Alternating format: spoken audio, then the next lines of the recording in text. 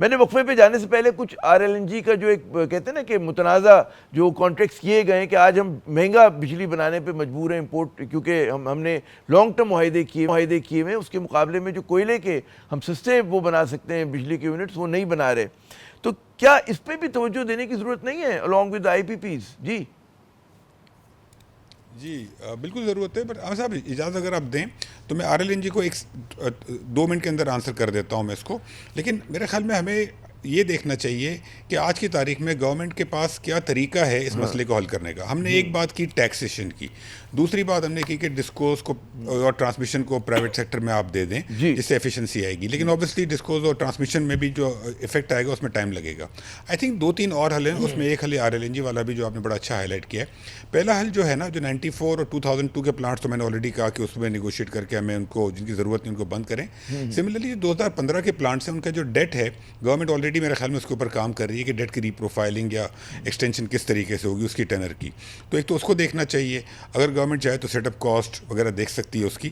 تو ایک تو یہ اوور آل جنریشن جو ہے 94 2002 اور 2015 ایک تو یہ دیکھنا چاہیے. دوسری بات جو ارجنٹ بیسس پہ آئی تھنک کرنے کی ضرورت ہے، ہمارے جو ادارے ہیں نیپرا، CPP اور PPIB، آئی تھنک ان کی کیپیسٹی بلڈنگ اور ان کی سینئر مینجمنٹ میں کیا ہمیں اسٹرینتھننگ کرنی ہے اس کو دیکھنا چاہیے. بیکاز یہ جو مسائل آج ہیں یہ ہمارے ادارے جو ہیں یہ انٹیگرل پارٹ تھے اس تمام ڈیسیجن میکنگ کا، تو ان کے ہمیں اسٹرینتھن کرنا چاہیے.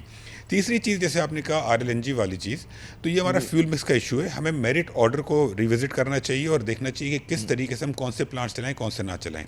اب LNG جو آپ نے کہا جو ہمارے قطر کے ساتھ معاہدے ہیں وہ ہم قطر سے کافی عرصے سے LNG لے رہے ہیں، یوز کر رہے ہیں.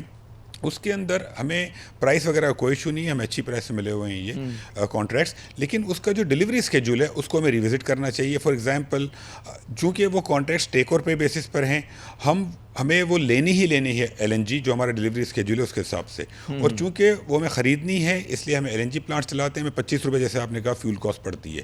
اور ہمارے امپورٹڈ کول والے پلانٹس بند پڑے ہوتے ہیں. اگر ہم قطر کے ساتھ ڈیلیوری اسکیجول اپنا تھوڑا سا نیگوشیٹ کر لیں کہ سمر میں ہم تھوڑی کم کر دیں اور ونٹر میں پلانٹس بڑھا دیں، اور جو ریمیننگ لائف ہے اس کانٹریکٹ کی اس کو تھوڑا سا ایکسٹینڈ بھی کر سکتے ہیں، اسپریڈ آؤٹ کر سکتے ہیں، تو ہم سمر میں امپورٹڈ کول پلانٹ چلائیں گے. تو 25 روپے کی جو بجلی بن رہی تقریباً 4-4.5 ہزار میگا واٹ کے اوپر LNG بیس، وہ 15 روپے کی بنے گی امپورٹڈ کول پہ.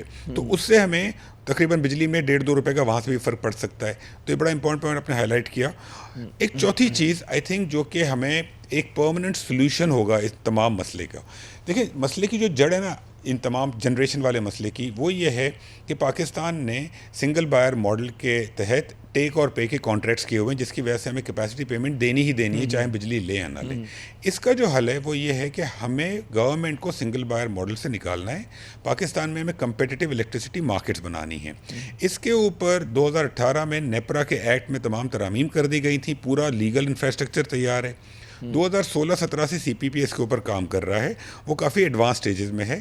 ہمیں اس چیز کو کمپیٹیو مارکیٹ کو امپلیمنٹ کرنا چاہیے. اس سے کیا ہوگا، ہم جب نیگوسیشن کر رہے تھے پاور پلانٹ سے تو ہم نے 94 اور 2002 پلانٹس جتنے بھی ان سب سے MOU میں سائن کروایا ہے کہ جب کمپیٹیو مارکیٹ بن جائے گی پاکستان میں تو یہ پلانٹس کمپیٹیو مارکیٹ میں چلے جائیں گے. جس کا مطلب یہ ہے پھر گورنمنٹ کو ان سے بجلی لینے کی کوئی پابندی نہیں ہوگی، ٹیک اور پے ختم ہو جائے گا. یہی چیز ہمیں 2015 والوں پلانٹ سے بھی ڈسکس کرنی چاہیے، جو کہ مشکل ہوگا کہ وہ مانیں گے، ان کے بہت سال باقی ہیں. لیکن جب کمپیٹیو مارکیٹ پاکستان میں آ جائے گی تو ہم ٹیک اور پے سے نکلیں گے.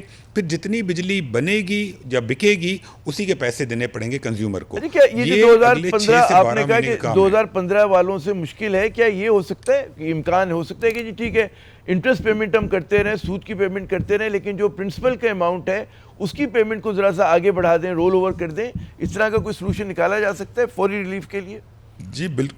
جی بالکل ہو سکتا ہے. میرے خیال میں گورنمنٹ اس کے اوپر کام بھی کر رہی ہے. بالکل ہو سکتا ہے وہ ڈیٹ ٹینر ایکسٹینشن. لیکن اس کے علاوہ جو پرماننٹ وہ بالکل ہو سکتا ہے. لیکن جو پرماننٹ حل ہے، جب یہ تمام پلانٹس کمپیٹیو مارکیٹ میں جائیں گے اور گورنمنٹ اس ذمہ داری سے نکلے گی، اس کے بعد یہ مسئلہ حل ہوگا. اور یہی اس کا پرماننٹ سولوشن ہے. اور فرینکلی اس کے اوپر اگر کام کیا جائے تو 12 سے 18 ماہ لگیں گے، لیکن اگلے 6-8 ماہ میں ہی اس کے اندر امپیکٹ آنا شروع ہو جائے گا. گریجولی پلانٹ جانے شروع ہو جائیں گے. یہ ہم کوئی 7-8 سال سے ملک میں کام ہو رہا ہے، لیکن آج تک یہ امپلیمنٹ نہیں ہوا. تو ہمیں کمپیٹیو مارکیٹ کی طرف جانا چاہیے اور گورنمنٹ کو اس ذمہ داری سے نکالنا چاہیے. بہت بہت شکریہ محمد علی صاحب، آپ نے اپنا قیمتی وقت دیا. یعنی کہ جو اگلے 2-3 سال ہیں، 3 سال کم از کم جو ہیں وہ صارفین کے وقت ہیں، کیونکہ کیپیسٹی پیمنٹ کا بوجھ اسی طرح رہے گا، اور جو بھی اصلاحات کا پروسیس شروع کیا جائے گا اس کو کہتے ہیں اس کو بیل کو چڑھتے ہوئے کچھ دیر لگے گی، لیکن ظاہر ہے کہ فوری ریلیف کے لیے کچھ ایسے اقدامات ہیں جیسے کہ انٹرویو میں کہا گیا کہ اگر وہ کیے جائیں تو آج بھی عام آدمی کو تھوڑا بہت ریلیف مل سکتا ہے.